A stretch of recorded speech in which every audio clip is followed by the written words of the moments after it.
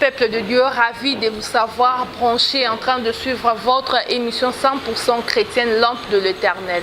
Au commencement était la parole. Aujourd'hui, cette parole vous est apportée par le révérend bishop Maf Mantoui Dissoni de l'église Tabernacle Saint. Suivez.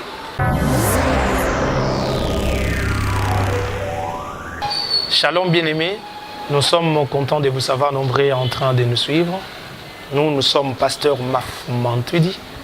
Nous vous apportons à la parole du Seigneur. Il sera question pour nous aujourd'hui de réfléchir avec vous dans le livre de Romains chapitre 6.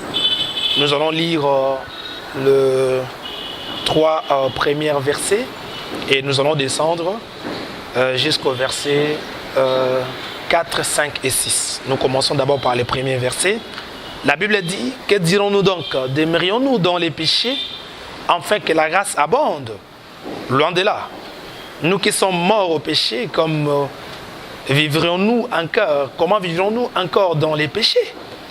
Ignorez-vous que nous tous qui avons été baptisés en Jésus-Christ, c'est en sa mort que nous avons été baptisés. Nous avons donc été ensevelis avec lui par le baptême en sa mort, afin que comme Christ est ressuscité des morts par la gloire du Père, de même nous aussi nous marchions en nouveauté de vie. En effet, verset 5, en effet, si nous sommes devenus une même plante avec lui par la conformité à sa mort, nous le serons aussi par la conformité à sa résurrection. Sachant que notre vieil homme a été crucifié avec lui, afin que le corps du péché fût détruit, pour que nous ne soyons plus esclaves du péché. Dernier verset, car celui qui est mort est libre du péché. C'est-à-dire, je lis Romains chapitre 6 jusqu'au verset 7.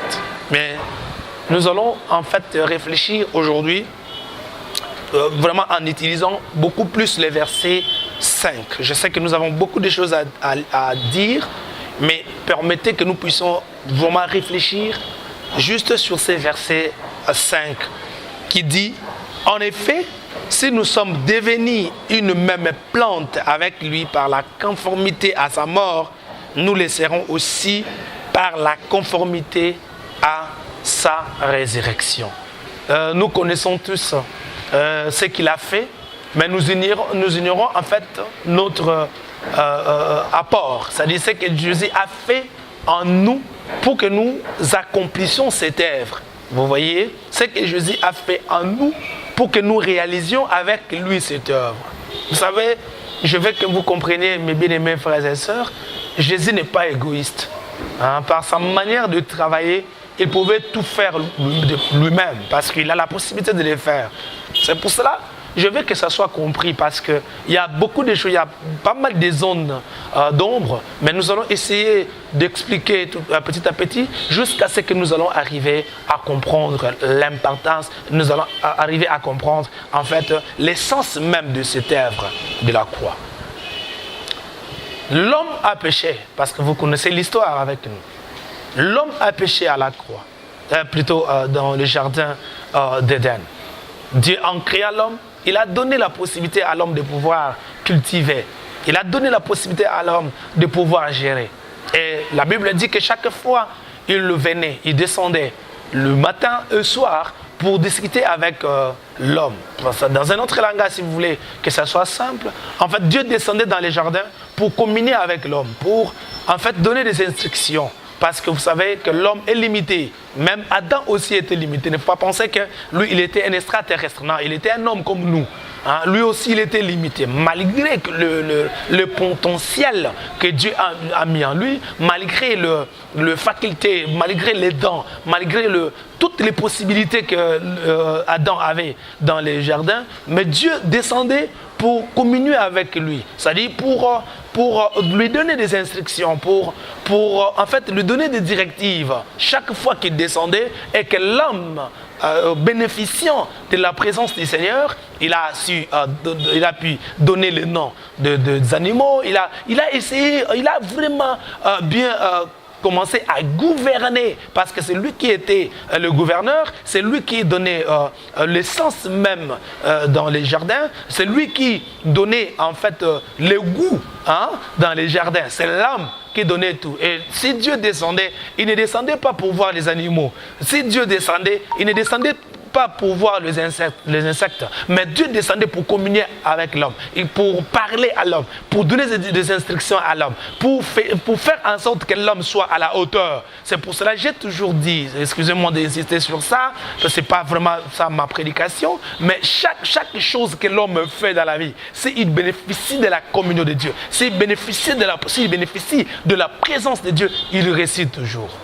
Tout ce qu'on fait dans la vie, si Dieu descend, si Dieu t'assure, si Dieu lui-même te donne des directives, si Dieu lui-même te donne des stratégies, si Dieu lui-même marche avec toi, tu réussis toujours, tu vas réussir toujours. Parce que tu ne peux pas échouer aussi longtemps que Dieu est là. Dieu descendait, il communiait avec Adam, et donc Adam avançait dans son travail. Et malheureusement, l'homme a péché. En péchant, il a perdu beaucoup de choses qu'il bénéficiait de la part du Seigneur. Il a perdu beaucoup de choses. Pour ça, la Bible a dit que Dieu descendit juste pour discuter avec lui, mais lui, il est allé se cacher quelque part. Dieu le cherche en lui posant la question, il est où? Lui-même, il dit à Dieu que je suis ici caché, je me cache parce que je ne veux pas te voir. Je me cache parce que je suis né. C'est-à-dire, dans un autre langage, ta présence me dérange. C'est que je bénéficie de toi par rapport à celui que je suis devenu maintenant. Je n'arrive pas à bénéficier de tout cela. Et Dieu a commencé maintenant l'œuvre. Dieu a commencé en fait à réfléchir comment il va faire pour que l'homme bénéficie de sa présence. Et il a envoyé des prophètes. Vous connaissez l'histoire, épargnez-moi des détails. Il a envoyé des prophètes, il a envoyé des sacrificateurs, il a envoyé des rois, il a envoyé beaucoup de gens. Et en fait, tous ces gens-là sont venus juste pour aider l'homme à revenir à Dieu, pour aider l'homme à ne pas perdre ce que Dieu a prévu pour lui. Tous ces prophètes-là, si vous lisez la Bible, vous allez vous rendre compte que tout ce que les prophètes ont dit, en fait, juste pour recadrer l'homme, pour aider l'homme à revenir dans son chemin, dans des bons chemins, si vous voulez, dans une bonne route. C'est-à-dire, c'était ça en fait la logique de Dieu. Il voulait que l'homme revienne, parce que Dieu ne veut pas travailler sans l'homme. Excusez-moi de dire ça. Dieu ne veut pas travailler sans l'homme. Il a la possibilité de travailler sans nous. Il a la possibilité de travailler sans nous. Mais il ne veut pas travailler seul. Il associe toujours l'homme. Il veut que l'homme marche avec lui. Il veut que l'homme travaille avec lui. Il veut que l'œuvre qu'il a préétablie, l'œuvre qu'il a pensée, que ça soit accompli avec l'homme. Il veut le faire avec l'homme. Il a la possibilité, excusez-moi d'insister sur ça, mon bien-aimé. Dieu a la possibilité de travailler sans nous. Il a la possibilité, il a le pouvoir, il a toutes les facultés de travailler sans nous. Il a la possibilité de le faire. Mais le problème est que lui-même, il ne veut pas travailler sans nous. Il veut toujours nous associer. Mais or, il ne peut pas nous associer s'il y a quelque chose qui nous empêche à travailler avec lui. Parce que du fait que l'homme a désobéi, parce qu'il a donné à l'homme des instructions, mais l'homme a désobéi. Mais lui, maintenant, il veut quoi? Il veut réparer. Il veut que l'homme soit en harmonie avec lui. Il veut que l'homme soit ait en fait sa logique. Il veut que l'homme soit par rapport à sa direction. Il veut que l'homme suive sa direction. Il veut que l'homme marche comme lui, il pense que l'homme marche. Or, le péché, en fait, nous empêche. Le péché, en fait, nous empêche à marcher tel que lui pense que nous puissions marcher. C'est-à-dire, il sait que le péché nous empêche. Maintenant, qu'est-ce qu'il fait ici? Parce que c'est là où je veux que nous discutions aujourd'hui. Dans les versets 6 du livre des Romains chapitre, plutôt verset 5 du livre des Romains chapitre 6, Dieu dit ceci, il dit ceci. La Bible dit, en effet, si nous sommes devenus une même plante avec lui par la conformité à sa mort, nous le serons aussi par la conformité à sa résurrection. Alors, qu'est-ce qui se passe ici? Je veux que vous compreniez, c'est très important. Dieu sait que l'homme est devenu pécheur. En lui désobéissant, l'homme est devenu pécheur. Maintenant, qu'est-ce qu'il a fait? Il veut que nous mourions. Mais il ne veut pas que nous, comme hommes, mais il veut que son fils meure à notre place. Mais en mourant à notre place, il nous associe. C'est-à-dire, il veut que son fils, qui est sans péché, qui n'a pas désobéi à sa loi, prenne notre place. Il veut que son fils prenne notre place. Il veut que dans la croix, si vous voulez, à la croix, que son fils, qui est sans péché, meurt, mais en nous associant, nous qui sommes pécheurs, parce que nous avons été désobéissants à sa loi, nous avons été désobéissants à ses directives, nous avons été désobéissants à sa route, parce qu'il a tracé une route pour nous, nous avons été désobéissants à cela. Maintenant, il a pris quelqu'un qui était obéissant, parce que le Christ était obéissant. Le Christ n'a pas péché. Le Christ n'a pas connu de péché. Maintenant, il veut que nous soyons ensemble. C'est-à-dire, dans un autre langage, celui qui était sans péché prenne nos péchés, mais qu'il ne meurt pas seul. Mais il veut que nous mourions avec lui. Il veut que nous soyons avec lui à la croix. Il veut que nous participions à sa mort. C'est pour ça que la Bible dit quoi? La Bible dit quoi? La Bible dit ceci. En effet, si nous sommes devenus même plantes avec lui, par sa conformité à sa mort, c'est-à-dire, il nous associe. Il veut que nous soyons avec lui. Il veut que nous mourions avec lui à la croix. Bien-aimés de Dieu, permettez-moi de vous expliquer quelque chose de très important. En désobéissant à Dieu, on est devenu rebelles. En désobéissant à Dieu, nous sommes devenus, nous sommes devenus rebelles à sa loi, ou à ses directives, ou à sa pensée. C'est-à-dire, nous avons perdu beaucoup de choses que lui-même nous a données. Maintenant, il ne veut pas que nous restions perdants. Il veut que nous récupérions notre position. Il veut que nous récupérions nos facultés. Il veut que nous récupérions notre position, excusez-moi. Il veut que nous récupérions cela. Mais pour que nous arrivions à récupérer cette position, lui, il est juste. Il a sa justice. Sa justice demande quelque chose. Hein? Sa justice demande quelque chose. Demande un prix. Il faut que nous payions un prix. Mais étant pécheurs, nous ne pouvons pas arriver à payer ce prix. Étant pécheurs, nous ne saurions pas satisfaire sa justice. Il prend maintenant son enfant. Il prend son enfant qui était sans péché. Il prend son enfant qui n'était pas rebelle. Il veut que nous soyons avec son enfant. Il veut que nous mourions avec son enfant. C'est-à-dire son enfant qui était sans péché, il prend nos péchés. Il prend nos péchés et que nous mourions avec lui. Mais il y a une chose qui me fait tellement du bien. Il dit, pour que nous devenions une même plante avec lui.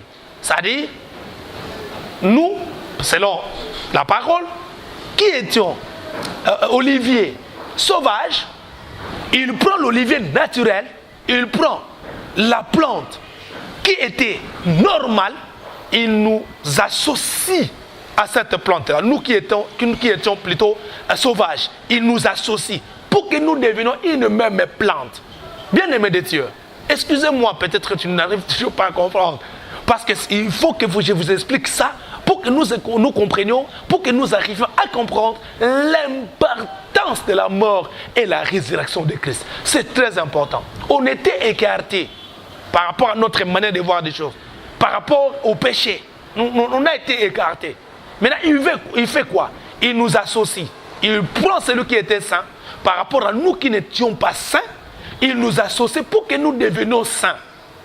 Il prend celui qui n'était pas pécheur, nous qui étions pécheurs, il nous associe à lui pour que nous devenions une même personne. Il prend la personne qui était obéissante depuis la fondation du monde. Il nous prend qui étions désobéissants, il nous associe à lui pour que nous devenions tous obéissants. Simplement pour que nous bénéficions de sa grâce. Simplement pour que nous bénéficions de ses dons. Simplement pour que nous conformions à lui. C'est ça en fait la grande des choses. L'enjeu. Il veut que nous bénéficions de ça. Il veut que nous nous conformions à lui. Il veut que nous devenions une même personne. Il veut qu'il nous associe dans cette œuvre. Mais il y a une chose qui me fait du bien. C'est très important que vous compreniez ça. Parce que si tu comprends l'œuvre, si tu comprends l'importance de cette œuvre, tout est arrangé. Dès que tu comprends cela, c'est fini. Dès que tu comprends cela, bien-aimé de Dieu, c'est fini. Parce que c'est très important que tu arrives à comprendre. L'œuvre que Christ a fait, toi, tu ne devais pas le faire. Ou bien, je dis mieux, tu ne pouvais pas le faire.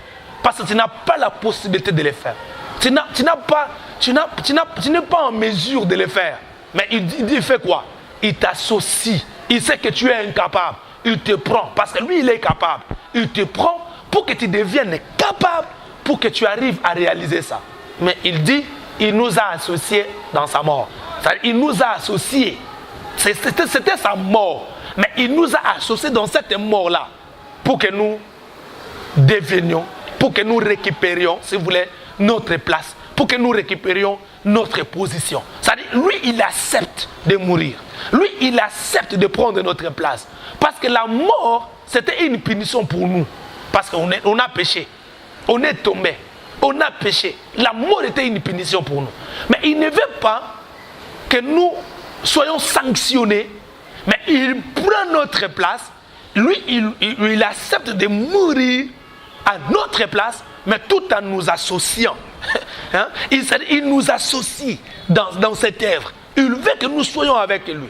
Il veut que nous mourions avec lui. Mais le problème est que c'est le vieil homme qui doit mourir.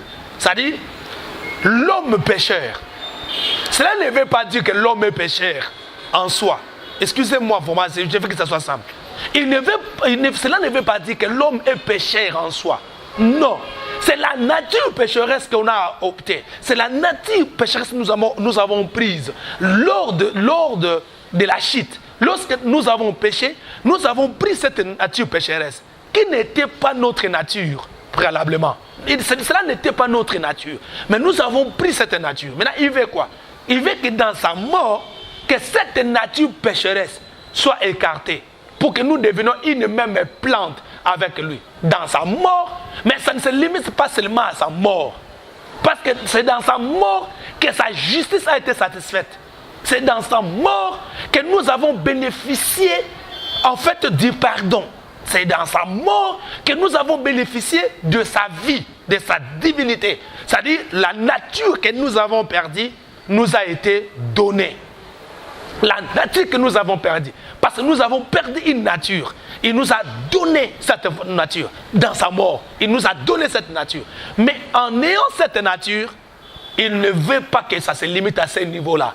Il nous associe dans sa mort, mais il nous associe aussi dans sa résurrection. Cela, c'est ce que je voulais que nous puissions partager aujourd'hui.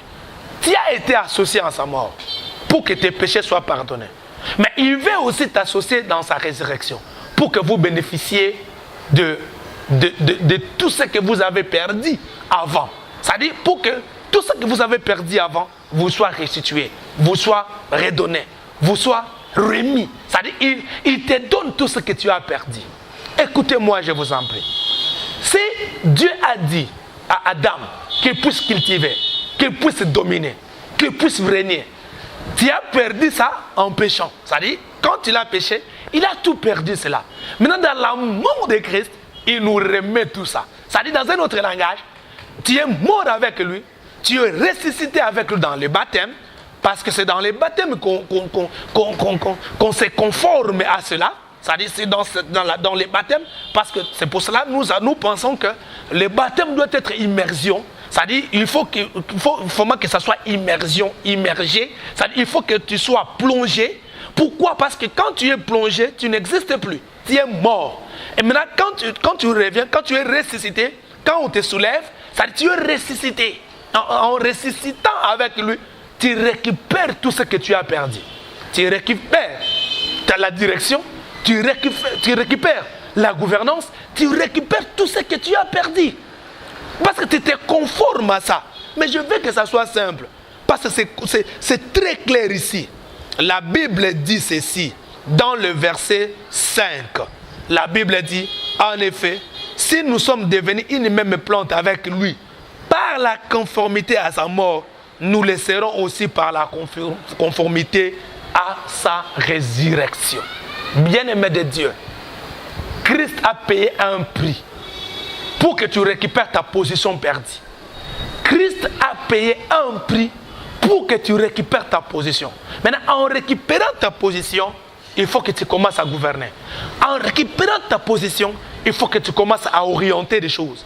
En récupérant ta position, il faut que tu commences à gouverner des choses. C'est-à-dire la gouvernance te soit remise. Que la gouvernance te soit remise. Il te les donne. Il te les donne. Il veut que tu sois à la hauteur. Il veut que tu récupères ta position. Qu'est-ce que tu as perdu dans ta vie du péché? Qu'est-ce que tu as perdu dans ta vie du péché? Lui, il est mort avec toi. Il veut que tu sois conforme dans sa mort. Ça dit que tu es mort avec lui. Maintenant, il veut que tu bénéficies aussi de la résurrection. Tu n'es pas toujours dans les tombeaux. Tu n'es pas toujours dans la croix. Lui-même, il a déjà quitté ce niveau de choses. Maintenant, il embrasse la résurrection. Qu'est-ce qui est mort? Qu'est-ce qui est resté dans la tombe? Rien. Parce qu'il est mort avec toi, il est aussi ressuscité avec toi. Je voulais t'amener cette bonne nouvelle aujourd'hui. Je voulais juste te dire, il y a quelqu'un qui a accepté la croix pour que tu sois justifié. Mais je veux que ça soit simple, parce que c'est compris. Je pense que c'est compris. Il y a quelqu'un qui est mort à la croix pour toi, pour que tu récupères ta position. Mais attendez, non seulement que tu récupères ta position, mais il te donne aussi tout ce que tu avais perdu. Il te les donne, il te les remet, il te les donne. C'est-à-dire, il te donne ta position. Il y a une position que tu as perdue. C'est pour cela que tu marches tête basse. Parce que tu as perdu une position. Il y a une position que tu as perdue. Mais lui, il ne veut pas qu'en te ressuscitant, que tu restes tel que tu étais. Il te remet cette position. Mon Dieu, il te remet cette position. Il veut que vous soyez, mon Dieu, une référence. Il veut que vous deveniez une référence. Il veut que les autres proviennent de toi. C'est-à-dire, parce que, qu'est-ce qu'il a dit? Comprenez ça, je vous en prie. Qu'est-ce qu'il a dit à Adam? De nommer, de gouverner, de donner les noms des animaux. C'est-à-dire d'orienter des choses. C'est ça en fait l'idéal pour Dieu. Cher serviteur de Dieu, cher enfant de Dieu, tu n'es pas un suiveur. Mais tu es quelqu'un qui a perdu, certes, cette position, mais cette position t'a été remise. Il te l'a remis. Il t'a donné cette position. Et il t'a, mon Dieu, il t'a repositionné. C'est-à-dire, il veut que tu récupères ta position. Maintenant, commencez à orienter des choses. Commencez à diriger. Commencez à donner le goût. Parce que c'est à toi que les gens vont recevoir les directives. C'est toi qui dois donner les directives. C'est à toi. Parce qu'il t'a ressuscité. Mon Dieu, excusez-moi de t'expliquer quelque chose. Lorsque tu as péché, tu étais sous l'emprise du diable. C'est-à-dire c'est le diable qui dominait sur toi. C'est le diable qui faisait tout. C'est le diable, en fait, qui, soit il accepte, soit il refuse. Mais en te redonnant ta position, dans sa résurrection ou par sa résurrection, il veut que tu récupères maintenant les commandes. Il veut que toi, tu récupères la position. Il veut que tu commences, toi, à orienter des choses. J'ai dit à une personne qui m'écoute, si tu comprends que tu as été conformé, ce n'est pas moi qui l'ai dit. La Bible dit que tu as été conformé à la mort. Ça sous-entend quoi? Avant qu'il soit mort, on a d'abord regardé. Est-ce que X personne est là? Y personne est là? C'est comme une identification. On t'identifie. Ah, il est là. Oui, le fait qu'il est là, c'est conforme. Qu'il soit mort. C'est-à-dire, non seulement que tu es mort. Avant même la résurrection, il faut que ça soit conforme. C'est-à-dire, dans un autre langage, il faut qu'on identifie. Est-ce que X, Y, X personnes est là? Oh, ils sont tous là. Qu'ils soient ressuscités. C'est-à-dire, il ne veut pas que quelqu'un reste dans la tombe. Mon Dieu. Il ne veut pas que quelqu'un reste dans la tombe. Il t'identifie, il veut que ça soit conforme. Si tu étais mort avec lui, tu seras aussi ressuscité avec lui. C'est pour cela que je te dis, qu'il veuille ou pas, cette année ne sera pas une année de petites choses pour toi. Cette année sera une année de grandes choses. Parce que tu t'es conformé à lui. Je ne sais pas si quelqu'un arrive à comprendre. Tu t'es conformé à lui. C'est-à-dire, tu es juste.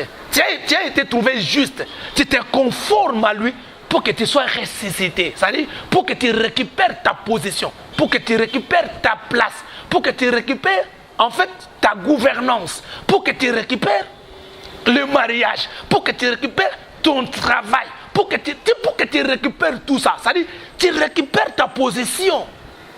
C'est comme un DG qui a été limogé et qu'on lui restitue sa place. On lui remet dans sa place. C'est-à-dire qu'il récupère sa position.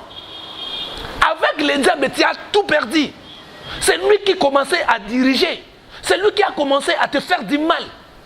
Maintenant, lui, quand il vient, il te remet dans ta position. Il te remet dans ta place pour que tu arrives à orienter les choses. Pour que tu arrives à diriger. Pour que tu arrives à donner des directives. Ça ne peut provenir que de toi. Comprends ta position. Tu as été conformé à sa mort. Et tu as été aussi conformé à sa résurrection. Pourquoi tu continues à pleurer? Pourquoi tu continues à pleurer? Parce que cette œuvre n'a pas été faite par un homme. Cette œuvre a été faite par Christ. C'est-à-dire, lui, il ne fait pas comme les hommes font. Lui, il fait différemment des choses. C'est-à-dire, il te regarde. Il veut que ça soit conforme. Mon Dieu, je ne sais pas si tu comprends ce que je suis en train de dire. Il veut que ça soit conforme. C'est-à-dire, il ne pouvait pas le faire sans toi. Que ce soit dans la mort, que ce soit dans la résurrection. Tu as été identifié. Et on s'est rendu compte que c'est vraiment ça. Tu as été identifié. Le fait que tu as été identifié, ne reste pas plaintif. Ne restez pas plaintif. Parce que tu as été identifié. Mon Dieu, je ne sais pas si tu comprends. C'est-à-dire, avant que ça soit fait, lui-même, c'est comme si quelqu'un qui regarde une liste. Hein? C'est-à-dire qu'il regarde une liste de noms. C'est-à-dire, il veut que les gens soient 20. Du fait que dans la liste, nous avons 20 personnes, c'est-à-dire, il commence par la première personne jusqu'à la 20e personne. Pour que ça soit fait, il faut que nous ayons 20 noms. 20 noms, ça c'est la première des choses. Pour que ça soit fait, il faut que nous ayons 20 personnes physiquement. Il faut que ça soit conforme. Dans sa mort, dans sa résurrection, il a fait tout conformément. Il a tenu que ça soit conforme. Du fait que tu as reçu à satisfaire avec Christ la justice de Dieu en sa mort, tu es aussi ressuscité avec lui. Et tout est ressuscité. Rien n'est resté là-bas. Tout est ressuscité. Commencez à marcher tête haute. Enlevez la tristesse. Enlevez cet état de choses. De la médiocrité. Embrasse le succès. Comprends que tu n'es pas n'importe qui. Mais tu as été ressuscité avec Christ. Et tu n'es pas n'importe qui. Tu es ressuscité avec Christ. Voilà ce que toi tu as fait. Excusez-moi d'insister sur ça. C'est ce que toi tu as fait. Dans sa mort et dans sa résurrection. Tu étais là. Toi qui étais pécheur, lui qui était saint, il t'a associé pour que l'œuvre soit conforme. Et il a payé le prix. Il a payé le prix pour toi. Dieu est avec toi, bien-aimé. Conforme-toi juste. Tu vas bénéficier de tout ce que tu as perdu. Je voulais te proposer cette parole aujourd'hui. Je voulais juste t'aider à comprendre que tu n'es pas n'importe qui. Mais tu as été mort à la croix et tu as été aussi ressuscité avec le Christ. Voilà ce que je voulais te proposer aujourd'hui. Tu viens de suivre le pasteur Mantouidi. Je suis pasteur de l'église Tabernacle Saint. Si vous pensez que nous pouvons vous aider, à l'église Tabernacle, nous prions chaque mardi et jeudi de 17h30 jusqu'à 19h30. Et chaque dimanche, nous prions de 9h jusqu'à 12h. L'église Tabernacle est sur Monsamba, numéro 49, dans la commune de Nguirngir. Si vous pensez que vous pouvez venir nous rendre visite, vous êtes les bienvenus. Si vous pensez que vous pouvez nous appeler, j'ai des numéros. J'utilise 081 07 07 encore 431. Et j'utilise 089 72 66 891. Appelez-nous par ces deux numéros, vous serez bénis. Merci. Je crois que vous avez été énormément bénis au travers de cette parole venant de la part de Dieu. C'était votre humble serviteur, le révérend bishop Maf Mantui du Soni de l'église Tabernacle Saint qui vous a béni au travers de cette parole. Vous qui pensez participer à cette émission, vous, homme de Dieu serviteur, vous qui voulez participer à cette émission, contactez-nous au numéro qui est affiché en bas de vos écrans. Retrouvez-nous chaque dimanche à 16h30 et le mardi à 12h30 pour la rediffusion de cette émission. Bye et à la prochaine.